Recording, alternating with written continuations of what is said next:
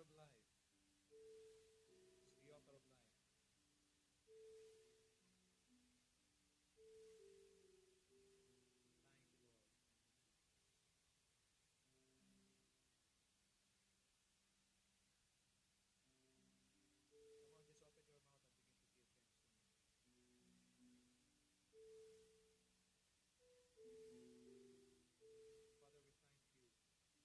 Thank you for giving us life today. Thank you that 2026 is the year of favor and power of God over our lives. We rejoice in you.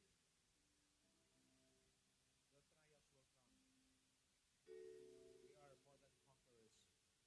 We are more than conquerors through Christ our Lord. Thank you, Father, for trials and difficulties builds our faith. You have proven your faithfulness in the midst of storms.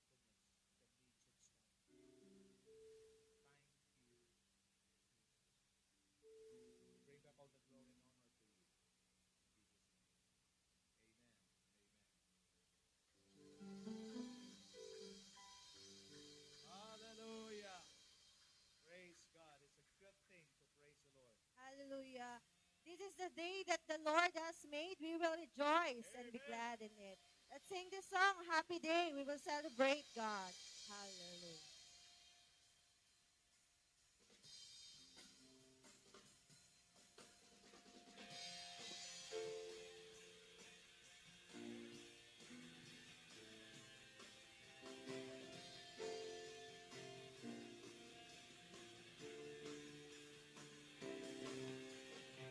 The greatest day in history that is beaten, you have rescued me.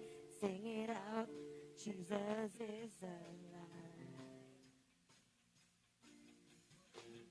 And across the empty grave, life eternal, you have won the day. Shout it out, Jesus is alive. He's alive. And oh, happy day. You wash my sins away. Oh, happy day. Forever I am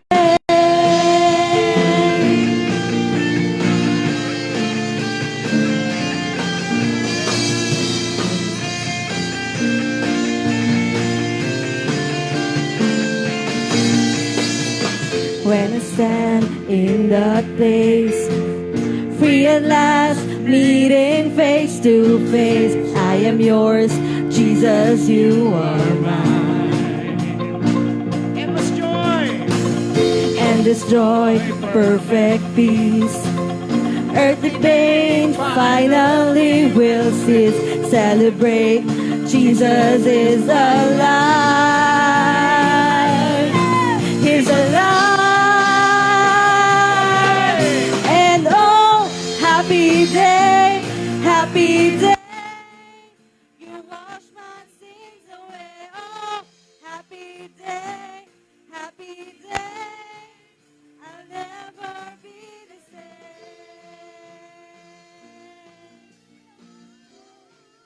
Forever I am changed. One time. Oh, what a glorious day. What a glorious way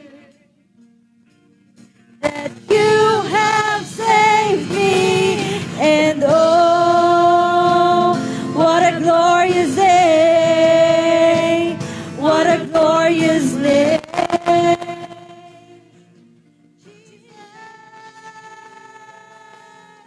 And oh, what a glorious day. What a glorious way.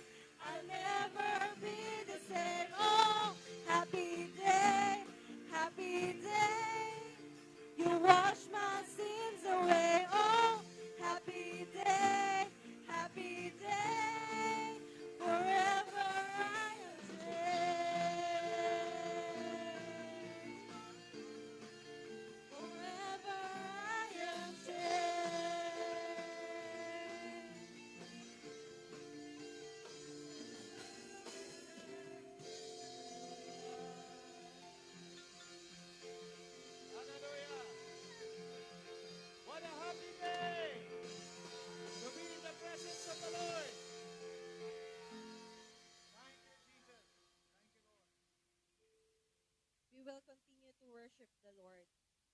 God the Father, God the Son, and God the Holy Spirit. We will not forget about God the Holy Spirit. We will continue to worship Holy Spirit. Thank you, Holy Spirit, for always guiding us, for always being there for us every single time. Thank you, Lord, Holy Spirit. Continue to pour out your life. Continue to worship the Lord, worship the Holy Spirit. Thank Him every day.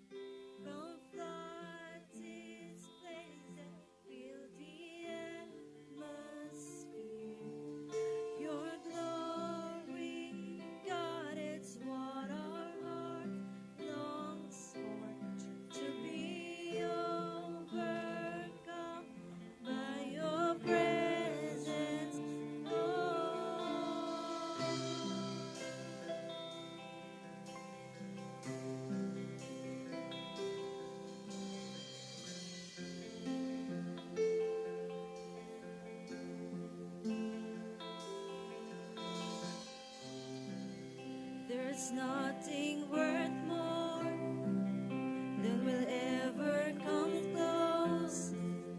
Nothing can compare. You're our living hope. Your presence, Lord.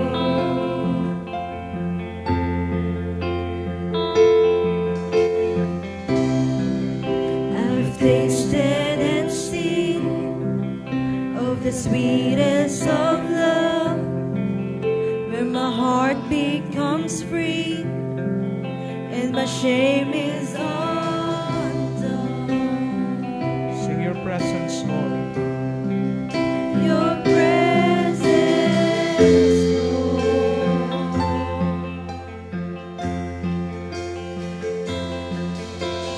Holy Spirit, you are welcome here.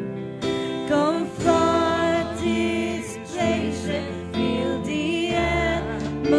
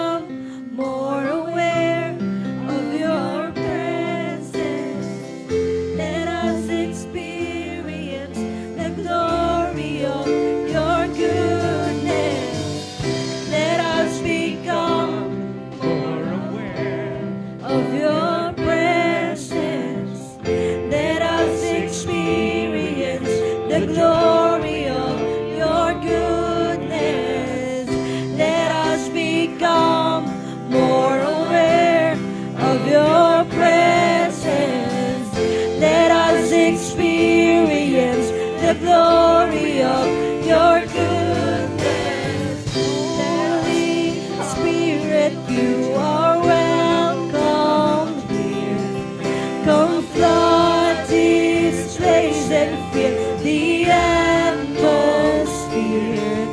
Your glory, God, is what our hearts longs for. To be overcome by your presence, Lord. And Holy Spirit, you are welcome here. Come flood this place and fill the atmosphere. Your glory, God, is what our hearts longs for. To be overcome by your presence, Lord. And Holy Spirit, you are welcome here. Come flood this place and fill the atmosphere. Your glory, God, is what our hearts long for. To be overcome by your presence, Lord. Your presence. Let's worship the Lord. Just sing in the Spirit. Oh, we worship you. We glorify your name. We rejoice in your holy presence, Lord. Your presence, Lord. Come on, open your mouth and begin to worship the Lord. We worship Him. We worship You. We rejoice in your holy presence.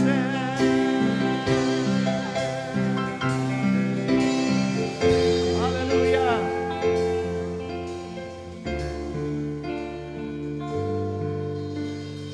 Holy Spirit, you are welcome. Sing it to Him. Come flood this place and fill the atmosphere. Your glory. God is what our hearts long for. To be overcome by your presence, Lord. Holy Spirit. Holy Spirit, you are welcome.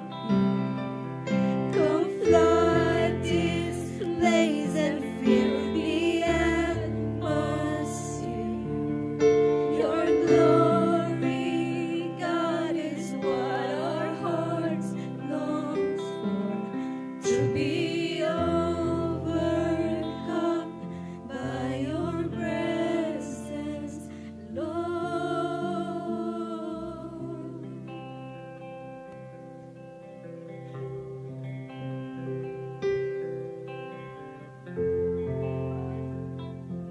Our God is powerful. He's great. Let's worship Him.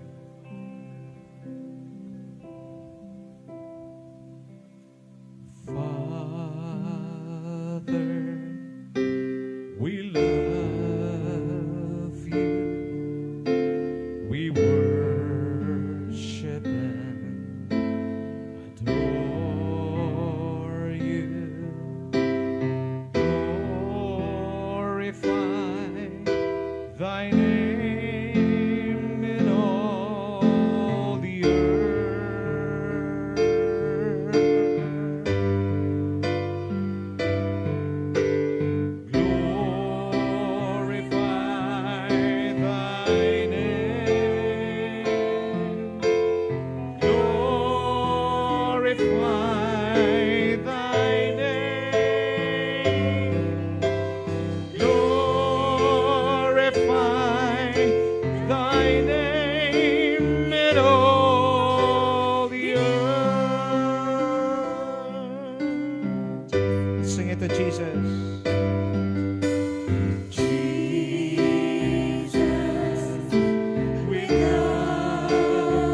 We worship and adore We you. worship and adore you. Glorify. Glorify thy name In in all all the earth. all the earth we glorify. Glorify Thy name.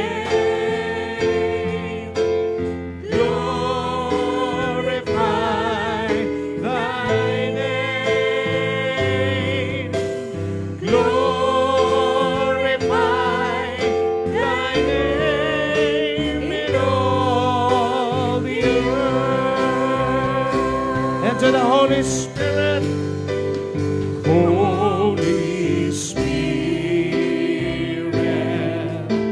we love you. We worship and adore We you. worship and adore you. Glorify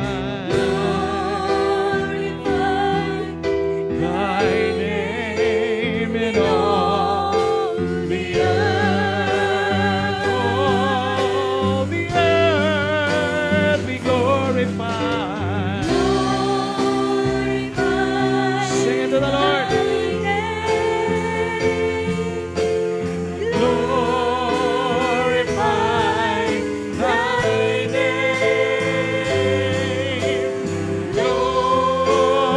Glorify thy name in all the earth.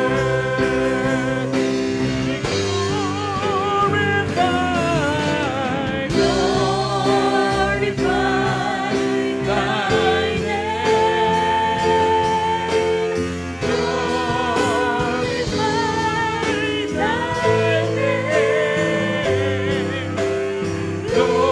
Glorify thy name in all the earth.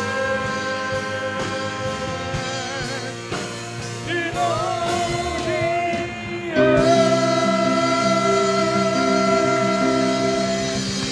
Glorify thy name. Glorify your name, O Lord. There is no one else like you. King of kings, Lord of lords. Hallelujah. Thank you, Jesus. May I request Brother Julius to lead us in a word of prayer. Thank you, Father.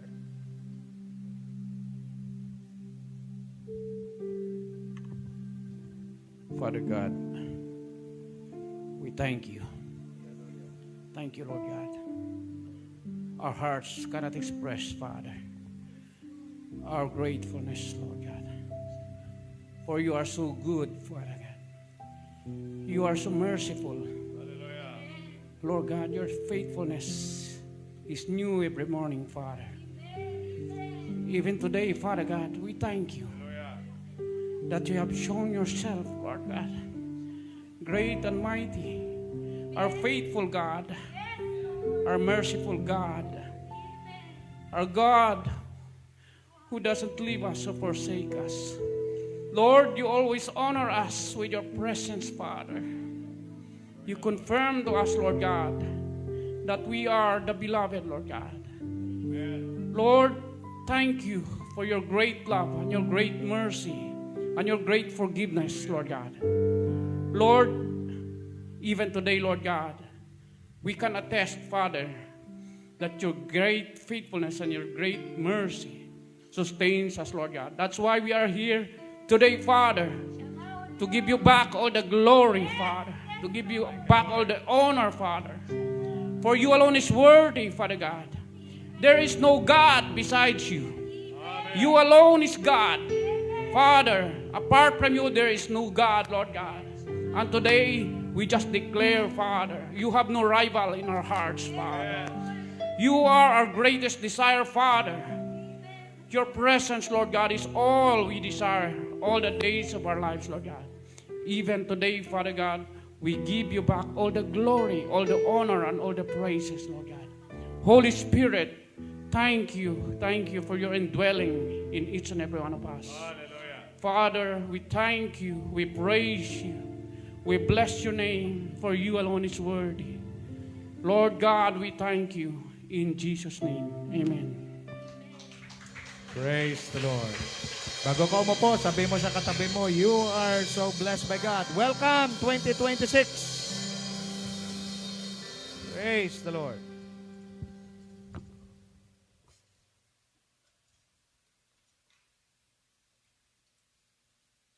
Thank you, worship team.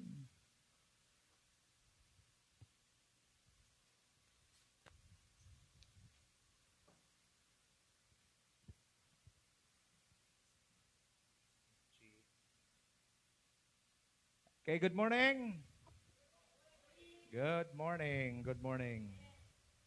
The Lord is good.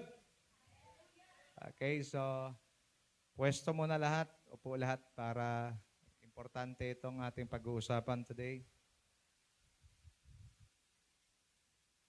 When faith meets God's power.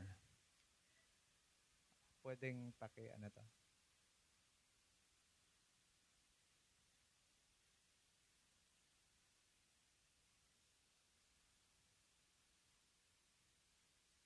Okay. Very good. Thank you. Okay, so very important, our message today, beginning this year, 2026, this is the first Sunday, and God is good. I said, God is good. Amen. So,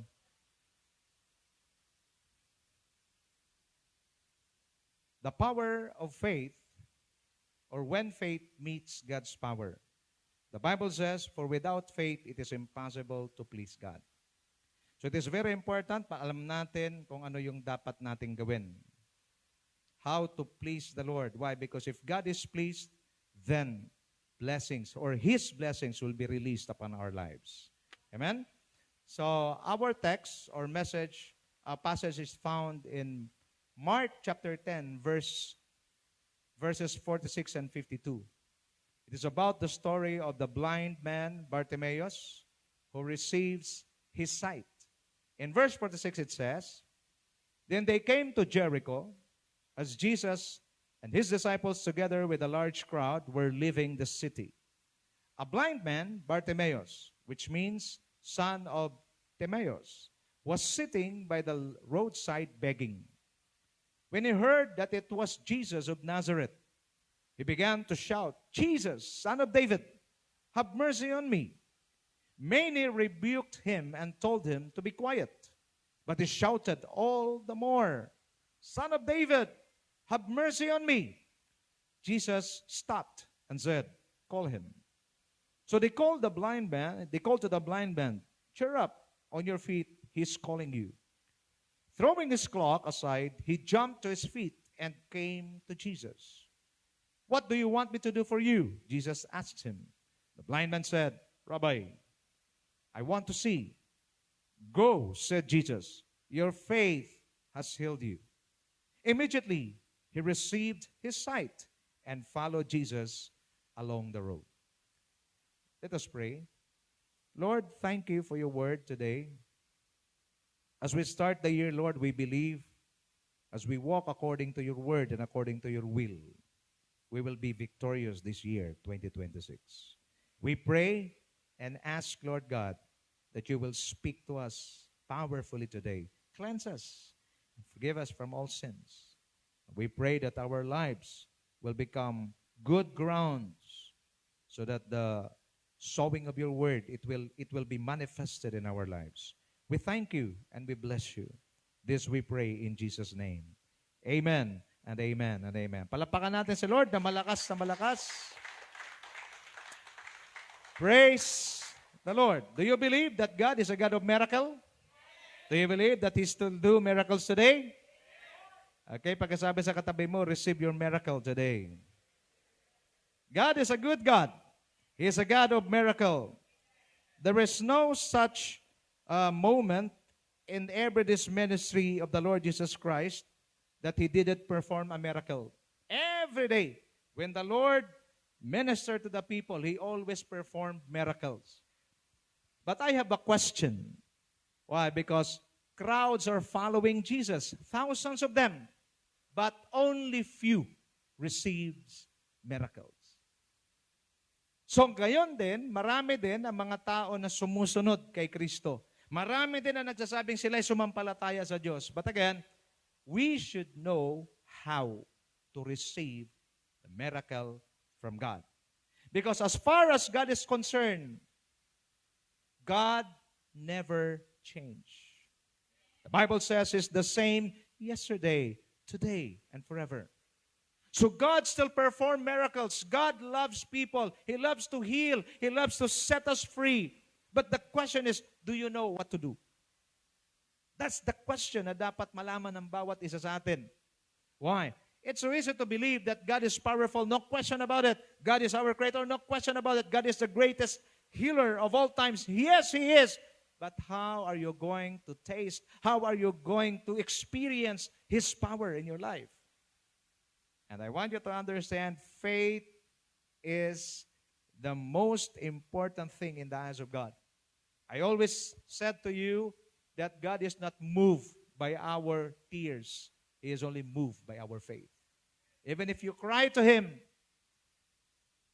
alam ng Diyos ang iyong pangailangan, alam ng Diyos ang iyong kahirapan, at hindi siya nakukuha sa ating pangangailangan. He is not moved by our needs. He is only moved by our faith. So every time you come to the Lord, you have to learn how to release your faith. So today, it given us a passage in the Bible. I want you to open your minds.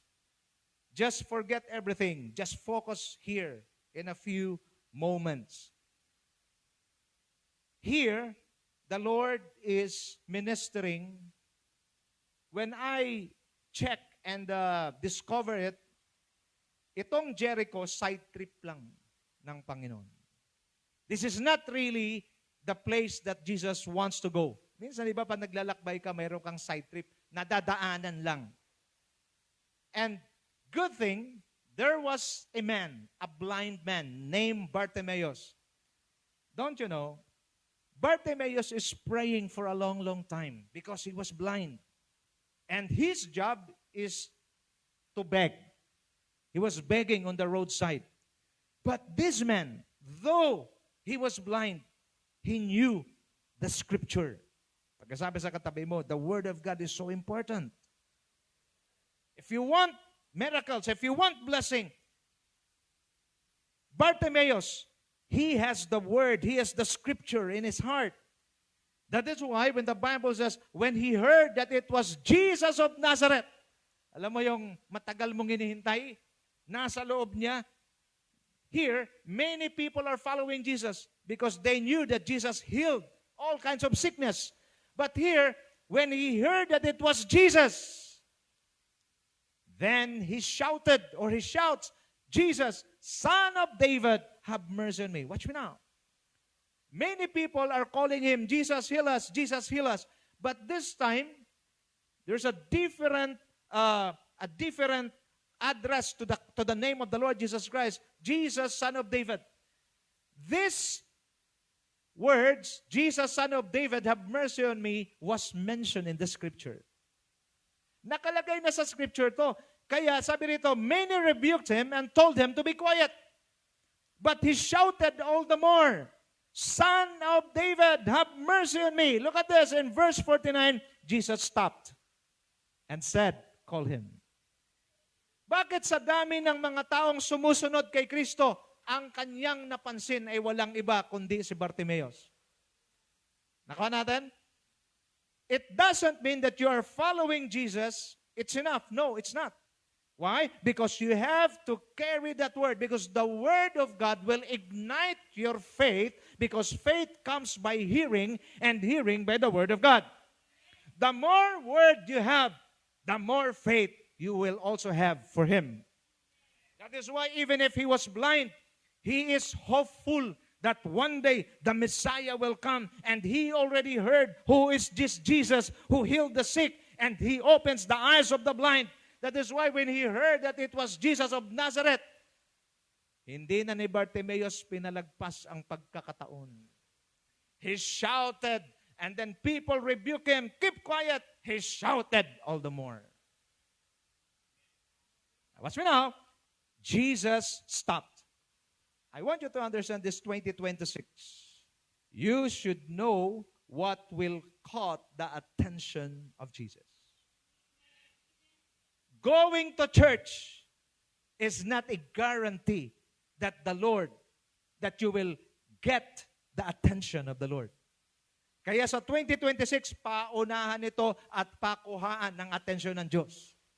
My question for you today, is your faith caught the attention of Jesus? He stopped and said, call him. Di ba napakasakit yun? Ikaw yung mga tao, kanina pa sunod na sunod, kanina pa iyak ng iyak. Tapos merong isa nagsisigaw lang sa tabi ng daan, tumigil si Lord at napansin.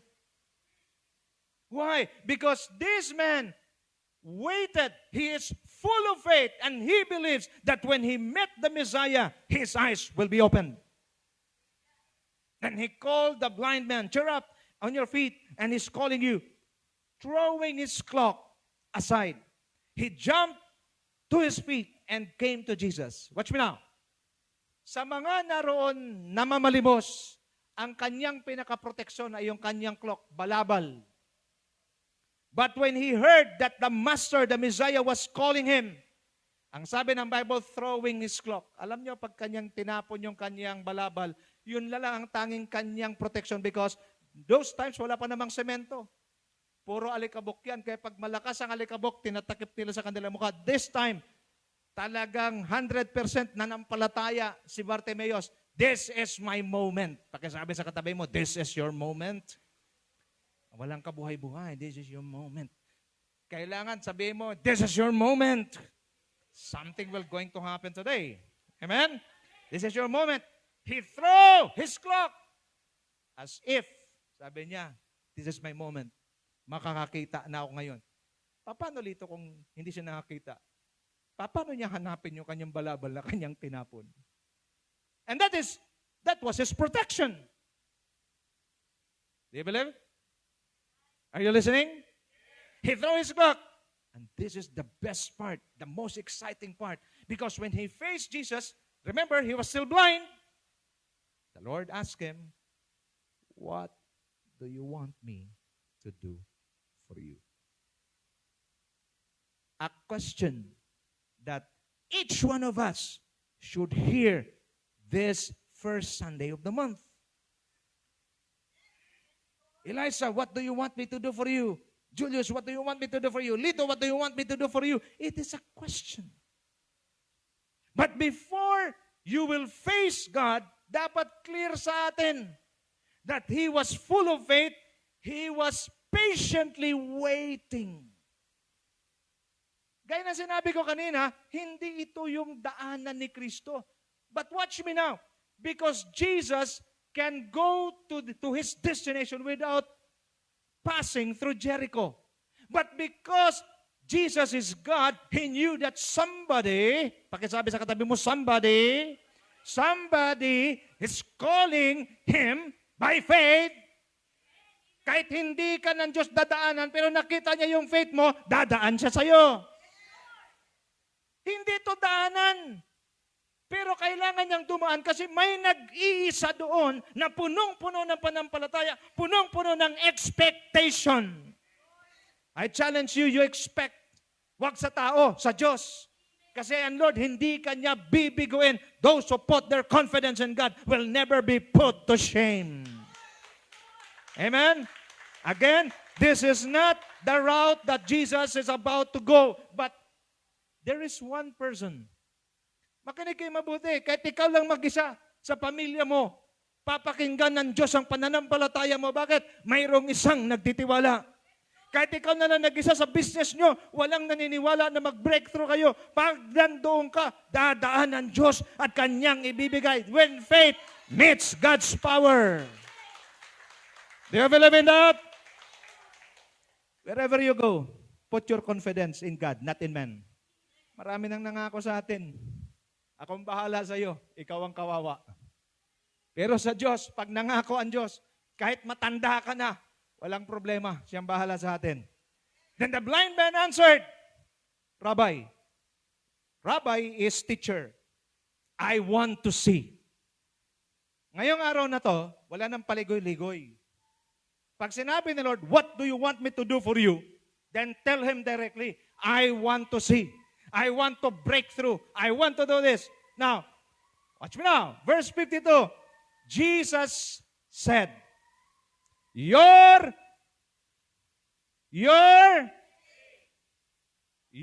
faith has healed you.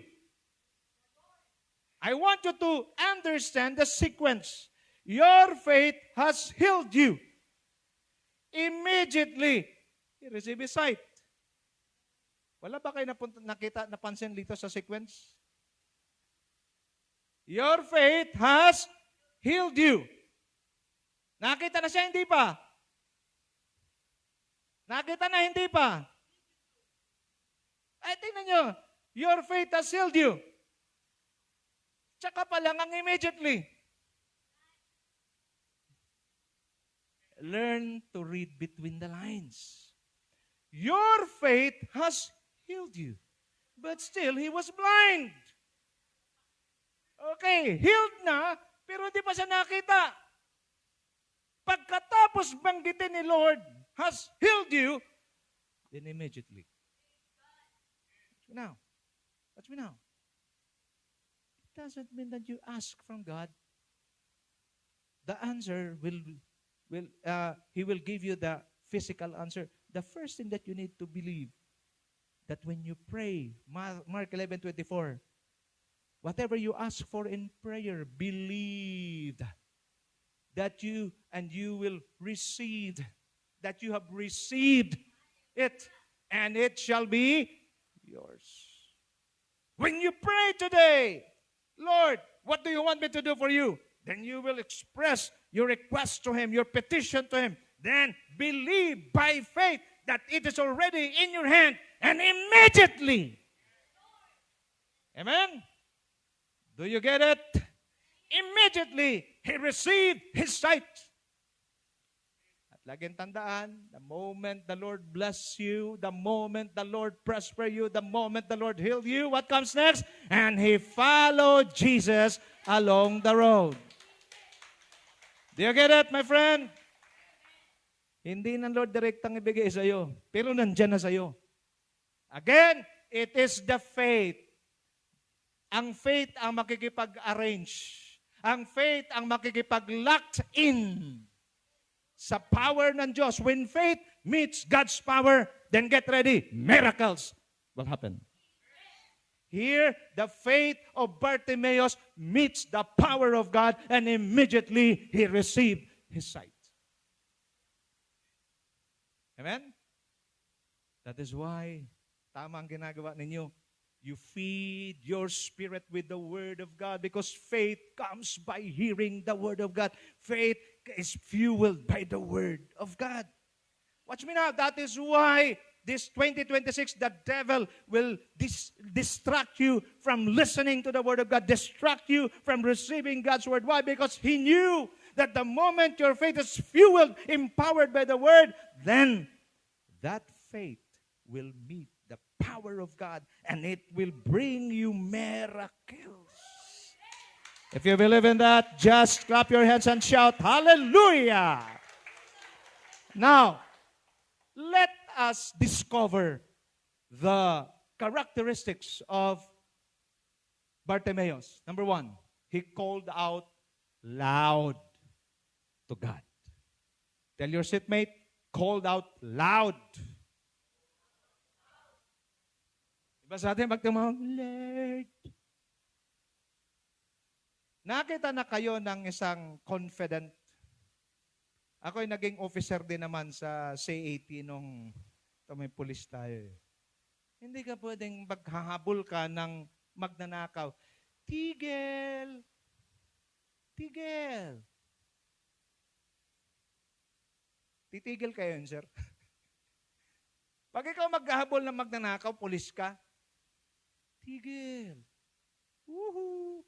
Hindi ganyan. Tigil! There is power in your voice. Alam mo yung taong takot, tsaka alam mo yung taong firm. confident.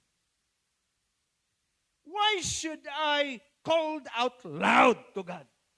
Because He is my Father. In coming to God this 2026, you have to have confidence.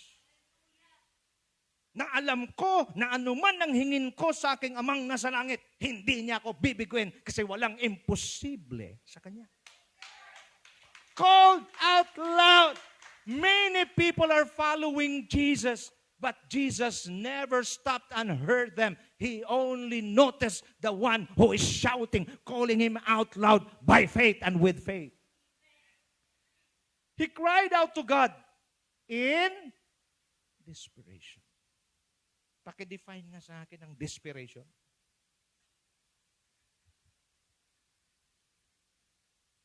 Ano yung reaksyon ng taong desperado? Hopeless. Kaya nga 'di ba pagka may nakita kang desperado, ano sinasabi mo, G? Desperado na 'to. Bakit ang desperado? Ang isang taong desperado ganito, pag nakakita siya ng isa-isang pag-asa, itataya niya lahat. No matter what. This is the kind of faith that God wants from us. He cried out to God in desperation that if God will not hear him, all his hope is gone. Ngayon, 2026, Ruth, all or nothing. When I come to Him, I will give my whole 100% confidence on Him. Hindi na yung, Lord, kung will mo, Lord, gusto ko maka-breakthrough sa poverty. Kung will mo, anong will mo? Will ni Lord talaga na paalisin ka dyan sa poverty. Lord, gusto kong gumaling. Kung will mo lang. Hindi pwede.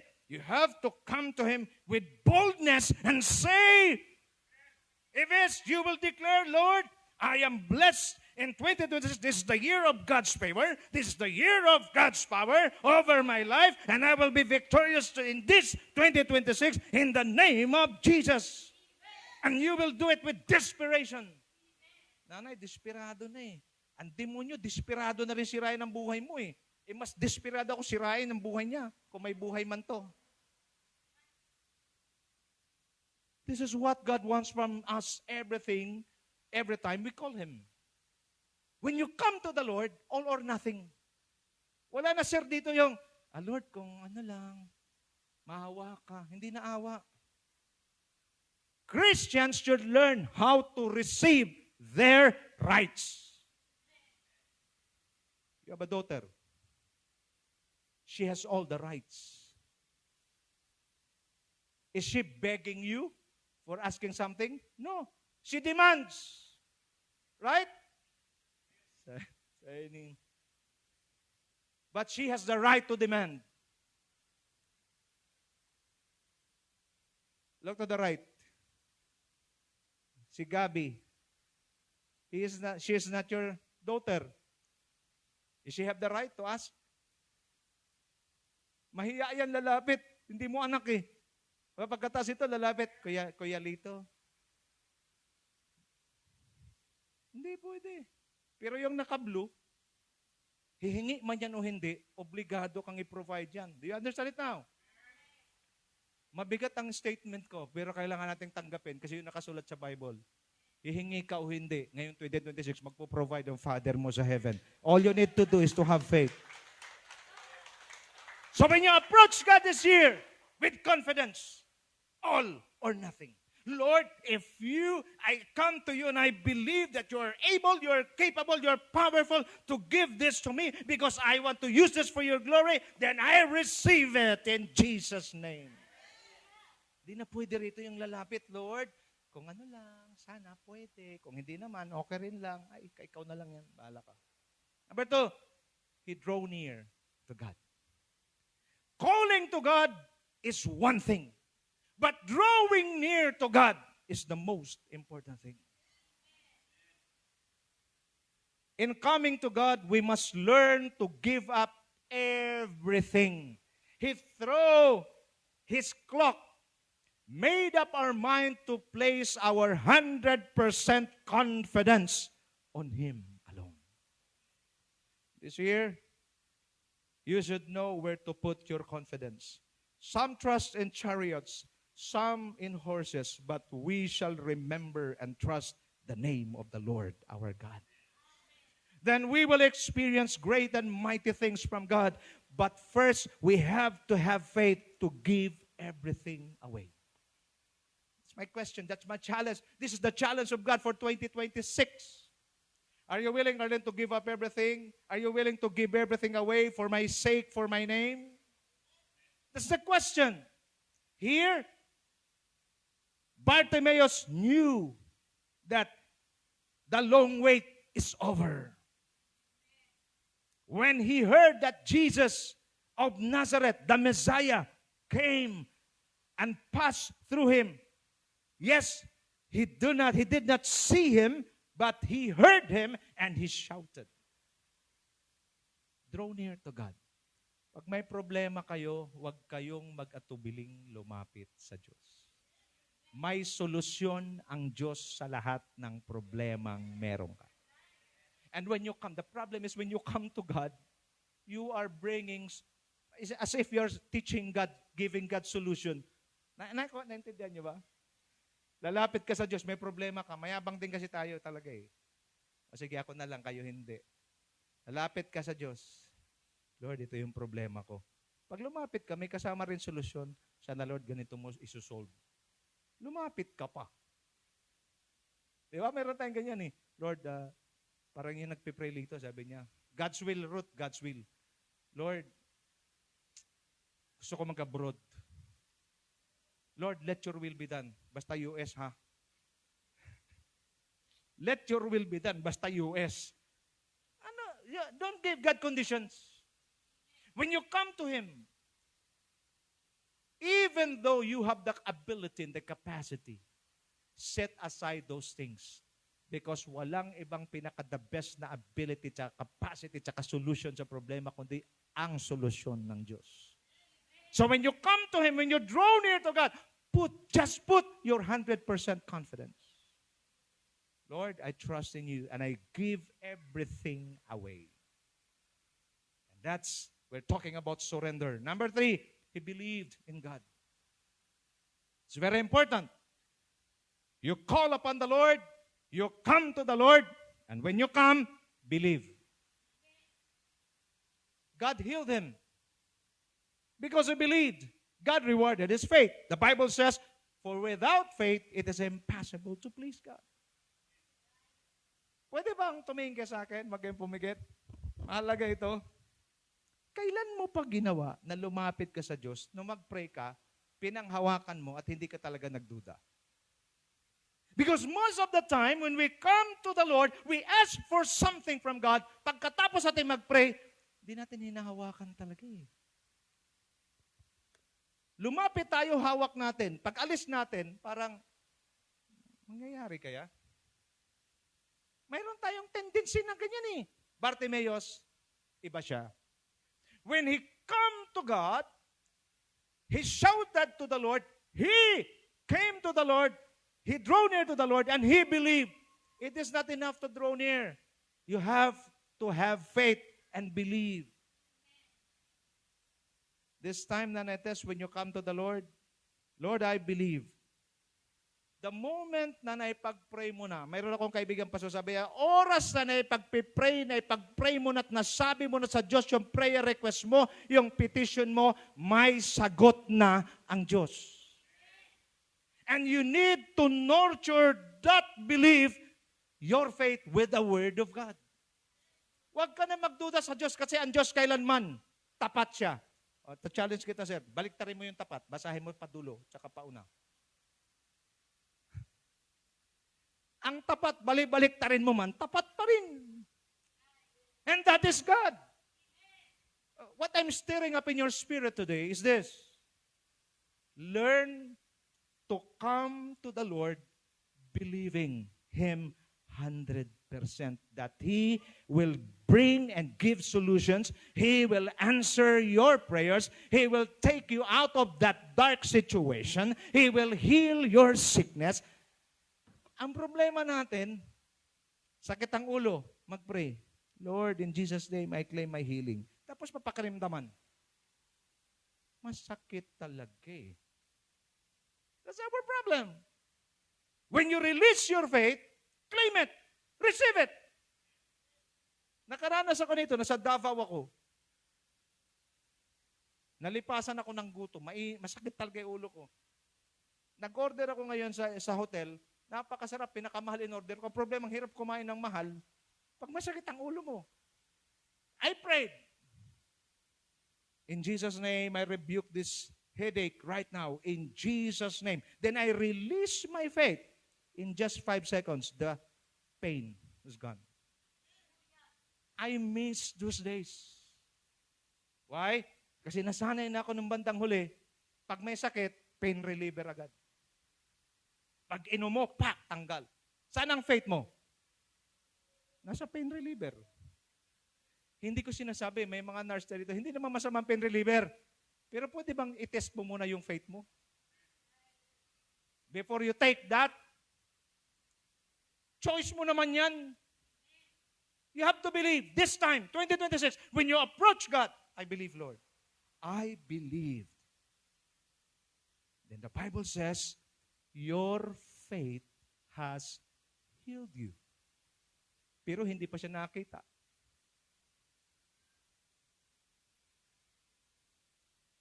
If Bartimaeus doubted God, ito yung sasabihin niya, Ruth. Sabi ni Lord, your faith has healed you. Sabi niya, hindi naman. Bulag pa rin. Magets? But he never questioned. Sinabi na ni Lord your faith has healed you. Dapat, sa palagay mo, hindi dumilat. Kayo kasi di kayo nagbasa ng Bible, dumilat siya. Dilim pa rin. Minsan ganun tayo Wala. Analyze this. Your faith has healed you. Siyempre, didilat ka. Dilim pa rin But because this man was full of faith, his faith meets God's power. After pagsabi ni Lord, your faith has healed you, then Bartimaeus, I receive. Then immediately. Maybe some of you, matagal na kayo sa sitwasyon nyo, gusto nyo nang makalaya. God is just waiting that kind of faith that gives 100% confidence in God and God alone. Mayroong faith na hinihintay ang Diyos na kailangan maibigay mo 100% sa Kanya. At yun ang inaabangan niya. Pag na-release yung faith na yan, just like Bartimaeus, you receive it, wala pa sa kamay mo, Arlene, pero immediately, you need to believe. You need to believe. Siguro naman yung journey mo sa US, di naman, huwag mo sabihin sa'yo, walang pananampalataya. Ang daming faith yun. Tama? Hindi naman mangyayari ang mga bagay pag hindi mo sampalatayanan. Are you willing to believe in God 100%? It's up to you. Because each one of us, decision mo yan. Now, if you will put your confidence in man, choice mo rin yan. Pero sasabihan na kita, ang tao, mabilis magbago. Pero ang Diyos, kailanman, hindi siya nagbabago. Mamili kayo ngayon, kanino mo ibibigay ang confidence mo? I would rather put my confidence in God. Immediately, sabi na ba, your faith has healed you. It is not your shout. It is not your tears. It is not your needs. It is your faith. Huwag na kayong mag-iyak-iyak pag lumapit sa Lord. Lord, alam mo, may karamdaman ako, Lord. Alam na niya. Ang tanong, handa ka bang sumampalataya na ikaw ay kanyang mapapagaling, ikaw ay kanyang mapapalaya, ikaw ay kanyang mabibless dyan at bibigyan solusyon problema mo? Ikaw ang sagot. Number 4, he followed God. Bartimaeus followed God and testified the goodness of the Lord in his life. Kasi marami, pag binless na ng Diyos, di na sumusunod, nawawala.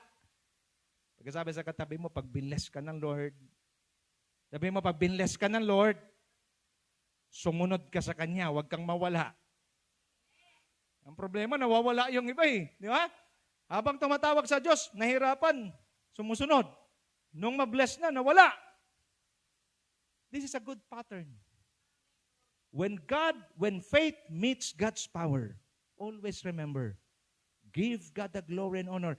You testify. He testified. This was the man, a blind man begging on the roadside. But now, he was healed by the Messiah, by the King. And then he testified that this man is really the Messiah by following Christ.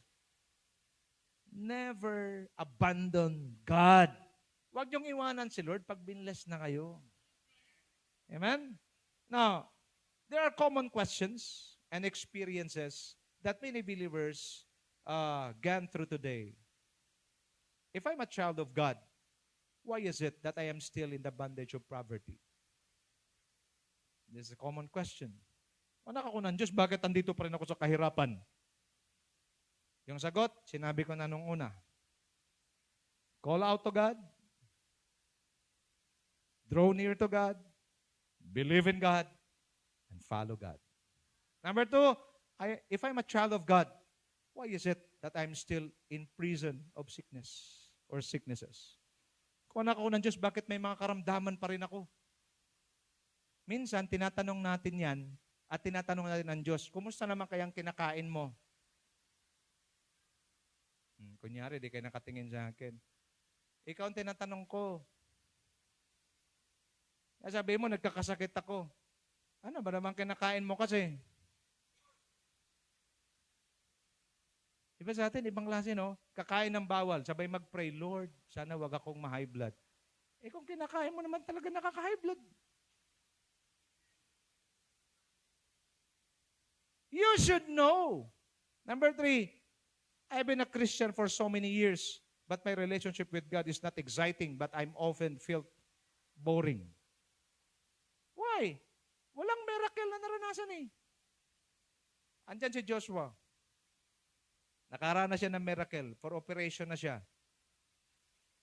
Pero nang ginawa, pinag-pray namin for 7 months. Every day we pray. I believe that my God is a God of miracle. Then on the 7th month, the Lord healed him. And he never gone or went through an operation. Binigyan pa ako ng poging apo. What's the point? That miracle dito, watch me now, if you experience a miracle from God, that will become your reference, point of reference. Ikaw, may miracle din, di ba? Yeah. Immediately rin yun. For operation din siya, nag-pray kami. Hindi na siya na-operahan. That miracle will become your point of reference during your low moments. Kaya pag nandun ako sa low moments, binabalikan ko lang si Joshua. Lord, kung ginawa mo yung miracle noon, gagawa ka rin ng miracle ngayon hanggang sa mga darating na panahon. But that experience is not easy. To receive a miracle from God, it's not easy. It was so painful. I'm about to lose my firstborn. It's very painful. Intindihin nyo ha. Lord, bless us, prosper us. Kailan mo masasabi pinaprosper ka ng Lord? Kung nakakaranas ka muna ng lack. Kailan mo masasabi pinrosper ka ng Lord pag nakaranas ka muna ng kakulangan? Amen?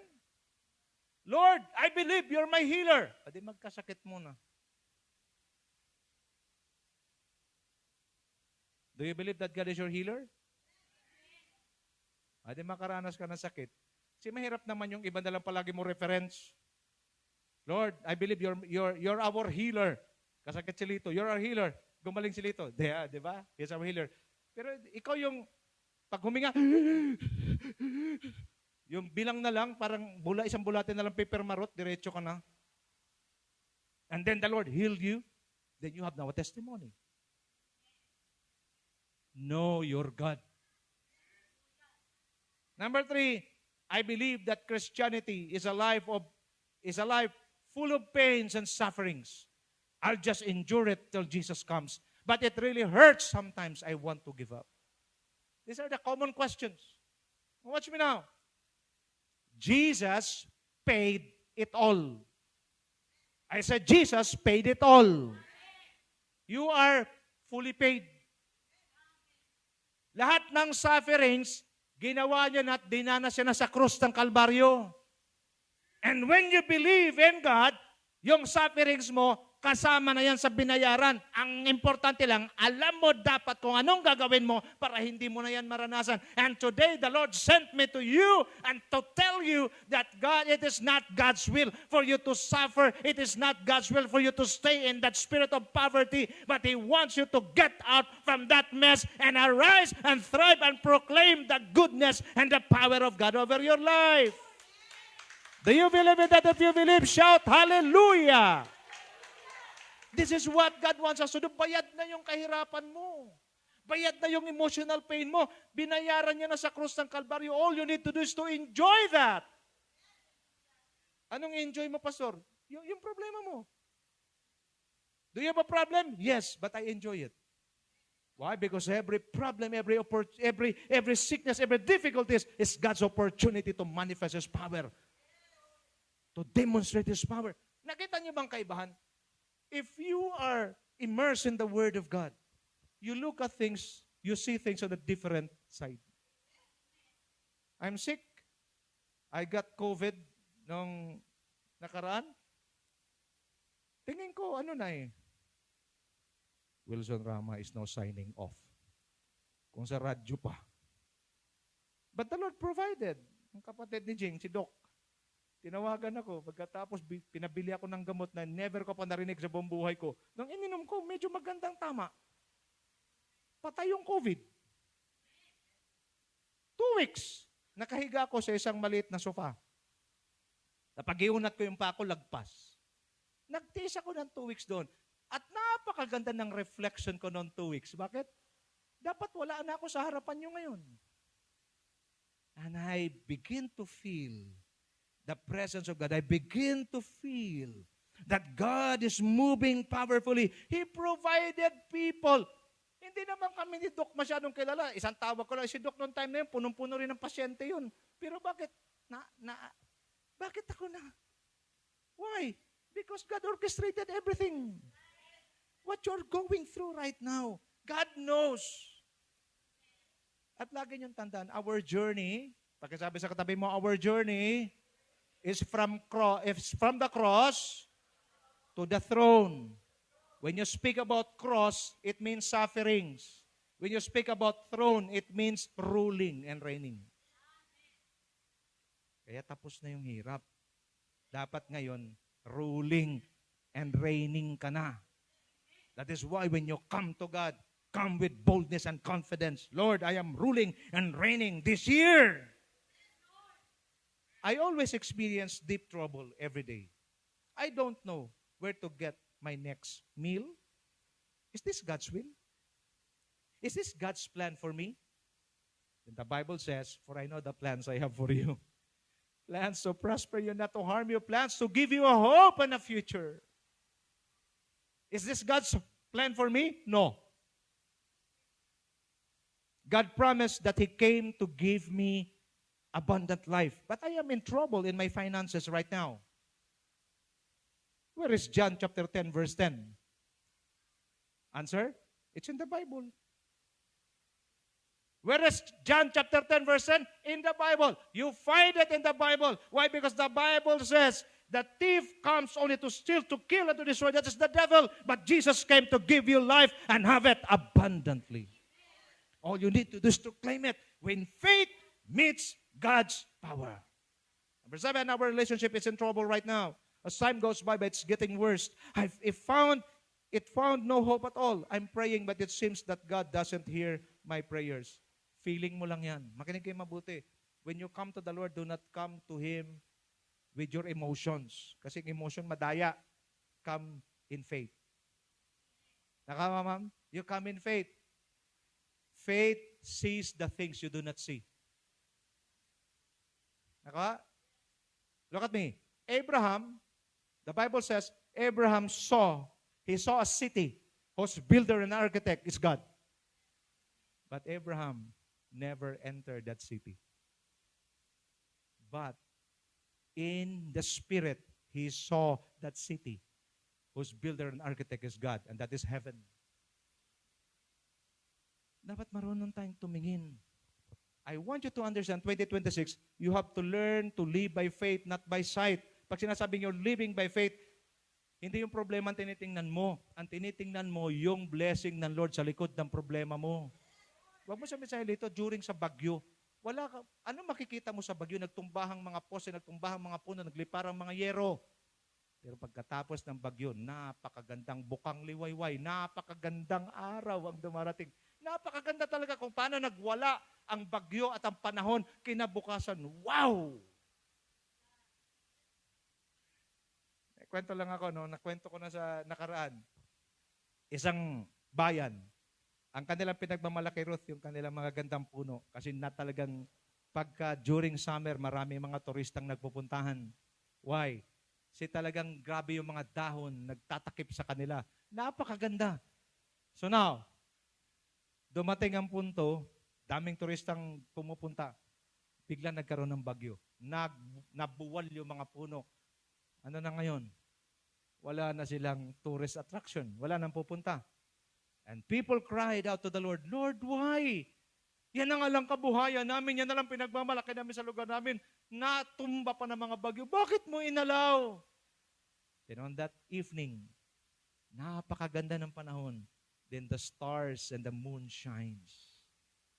Ang tagal nilang hindi nakita yung magagandang bituin at magagandang liwanag ng buwan. Kasi natakpan ng mga puno. Sometimes God will remove things in our lives for us to see the beautiful purposes and the beautiful things that He had prepared for us to see.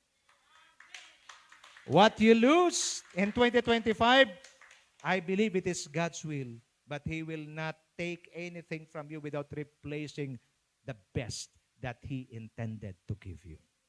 Pagkasabi sa katabi mo, the best is yet to come.